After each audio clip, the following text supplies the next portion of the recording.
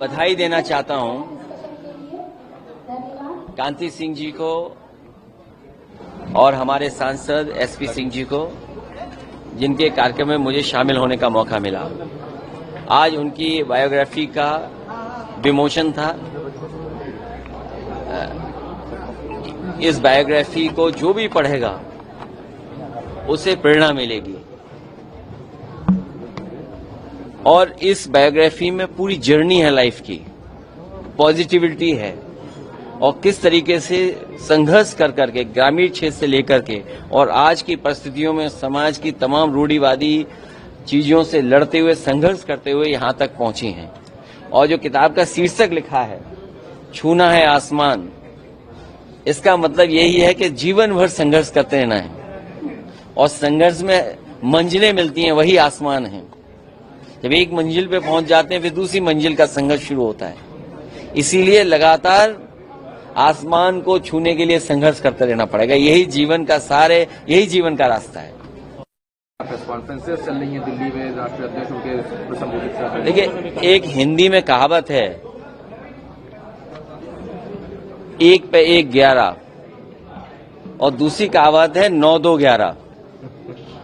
जो उत्तर प्रदेश की जनता, मैं सवाल 11 साल का नहीं कर रहा हूं, ये 11 साल आपके लिए हो सकते हैं, लेकिन अगर दिल्ली की सरकार के 11 साल और उत्तर प्रदेश की सरकार के लगभग 9 साल, इन दोनों को जोड़ दें तो 20 साल का लेखा जोखा सरकार को देना पड़ेगा जनता के बीच में क्या किया है। और वो तमाम आंकड़ों पे बहस करनी पड़ेगी कि हम शिक्षा के क्षेत्र में कितना आगे बढ़े हैं, हम बेरोजगारी में कितना पिछड़ गए हैं, हम रोजगार देने में कितना कामयाब हुए हैं, हम जो इन्वेस्टमेंट लाना चाहते थे हम इन्वेस्टमेंट कितना लाए हैं, भारत सरकार और उत्तर प्रदेश सरकार ने मिलकर के। और उत्तर प्रदेश के लोग तो ज्यादा आकलन इसलिए करेंगे क्योंकि देश के प्रधानमंत्री यहां से हैं और जो योजनाएं चल रही हैं उससे नहीं लगता है कि दिल्ली और लखनऊ में कोई तालमेल है। ये बात मैं नहीं कहना चाहता हूं, वो योजनाओं में दिखता है। जो गांव गोद लिए जाते हैं और अगर लिए हुए गोद जो गांव हैं उनकी तस्वीर न बदले तो कहीं ना कहीं प्रश्न लगता है। और अगर प्रश्न लगाने का काम कोई कर रहा है तो वो उत्तर प्रदेश की सरकार है। अगर प्रधानमंत्री जी ने गोद लिया गांव और उस गांव की तस्वीर नहीं बदली तो प्रश्न लगता है उत्तर प्रदेश की सरकार पर। और यहां पर जितने लोग बैठे हैं बीजेपी में, एक दूसरे से सर टकरा रहे हैं, एक दूसरे के खिलाफ काम कर रहे हैं, खींचातानी कर रहे हैं। कौन सा विभाग है जिसमें खींचातानी न चल रही हो। और सोचिए 11 साल की यही उपलब्धि होगी कि आईएएस को अंडरग्राउंड होना पड़ रहा है, कमीशन को लेकर के झगड़ा हो रहा है, बंटवारे को लेकर के झगड़ा हो रहा है, आप पानी पीने का नहीं दे पा रहे शुद्ध, गांव में अभी भी कूड़ा गंदगी भरी पड़ी है, आप किसान को फेस नहीं करना चाहते हैं, इसलिए आप एरियल सर्वे कर रहे हैं। फसलों का कोई एरियल सर्वे करता है? कोई आप रिमोट सेंसिंग के अधिकारी हैं? आप क्या, आप प्रदेश के सबसे बड़े मुखिया हैं, आपको किसान के सामने जाना चाहिए, फेस करना चाहिए किसान को। और खेतीबाड़ी कहां पहुंच गई, किसान को क्या लाभ पहुंचा है? तो ये तमाम सवाल हैं जो उपलब्धियां या नाकामी के उस पर आकलन जनता करेगी। मुख्यमंत्री जी आज दिल्ली गए हैं, लोग भी इन खबरों को खबर मत बनाइए। उत्तर प्रदेश में बड़े पैमाने पे बेरोजगारी है, बड़े पैमाने पे महंगाई है, लोगों को न्याय नहीं मिल रहा है।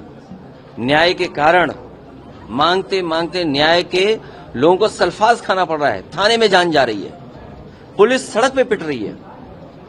और पुलिस जब सड़क पे पिट रही है तो पुलिस अन्याय कर रही है लोगों पर, झूठे मुकदमे दर्ज हो रहे हैं। हम तमाम ऐसे राजनीतिक नेताओं के नाम बता सकते हैं जिसमें सरकार के लोग झूठे मुकदमे लगा रहे हैं। सर, यूपी में कार्यवाहक डीजीपी कब मिलेगा उत्तर प्रदेश में?